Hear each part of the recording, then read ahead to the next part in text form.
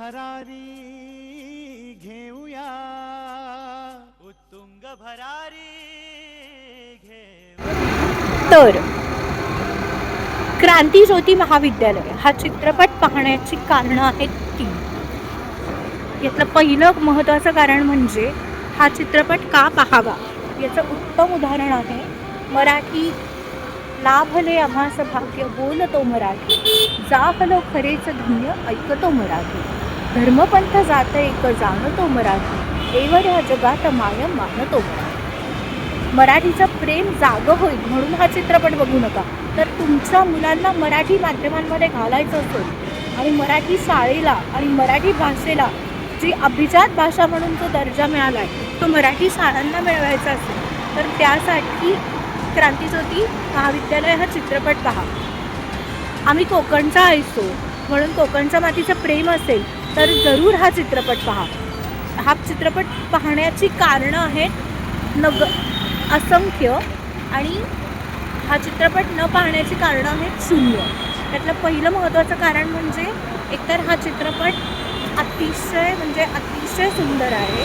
दुसरी गोष्ट या चित्रपटामध्ये क्षितिजोग, अनंतजोग, नंतर सचिन खेडेकर, त्याच्यानंतर अमेय वाघ, सिद्धार्थ चांदेकर आणि बाकीची जी टीम आहे पुष्कराज चिरपुटकर या सगळ्या टीमनी अतिशय सुंदर आणि अस्खलित मराठीचं काम केलं. प्रत्येकाचा लहेजा, प्रत्येकाचा बोलण्याची स्टाईल ही अत्यंत सुंदर आहे. आणि दुसरी महत्त्वाची गोष्ट याचं संगीत पण उत्तम आहे. निर्मात्यांची बाजूसुद्धा निर्मितीची बाजू अत्यंत चपखलपणे पाहिली आहे. आणि निर्मितीवरनं आठवलं त्यांच्या नार्वेकर बाईंचं काम पहिलं केलेलं आहे सायली संजीवनी, ती पण सुंदर काम करून गेली आहे. आणि दुसरं काम केलं आहे निर्मिती सावंत यांनी. आणि जिथे निर्मिती सावंत येते तिथे चित्रपट निर्मिती उत्तम होते. आणि सगळ्यात चित्रपट निर्मितीचं उत्तम महत्त्वाचं असं श्रेय ज्याला द्यायचं तो म्हणजे हेमंत ढोमेच्या जिम्मा नंतर अजून 3 चित्रपटांना जिम्मा 2 आणि आत्ता आलेला हा चित्रपट. या चित्रपटांपैकी मला आवडलेला सगळ्यात महत्त्वाचा चित्रपट म्हणजे क्रांतीज्योती महाविद्यालय. माझ्यातर्फे याला 10 पैकी 10 रेटिंग आहे. कारण यामध्ये मराठीचं कौतुक तर आहेच आहे, पण मराठी जिल्हा परिषदेच्या शाळा बंद पडत आहेत.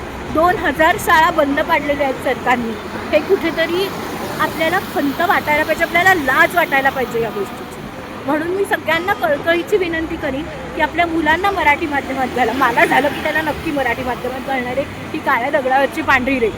पण तुम्हाला सगळ्यांना मी विनंती करते की तुम्ही सुद्धा मराठी माध्यमांच्या शाळांमध्ये आग्रह धरा आपल्या मुलांना घालायचा. कारण आपणच जर आपल्या मराठीची किंमत ठेवली नाही तर कोणी ठेवणार नाही. आणि ज्याचं जळतं त्यालाच कळतं लोक हो. त्यामुळे जागे व्हा आणि हा चित्रपट बघून या. आणि चित्रपटगृहात बघा, OTTवर किंवा आपल्या मोबाईलमध्ये पायरेटेड बघू नका. खरंच सुंदर चित्रपट आहे. माझ्या मराठी मातीचा लावा लळा ससतिया, तिच्याच रंगाने जागतील माझ्या मराठी मातीचा लावा लळा ससतिया, तिच्या संगे जागतील दऱ्या खोऱ्यातील शिळा. थँक्यू.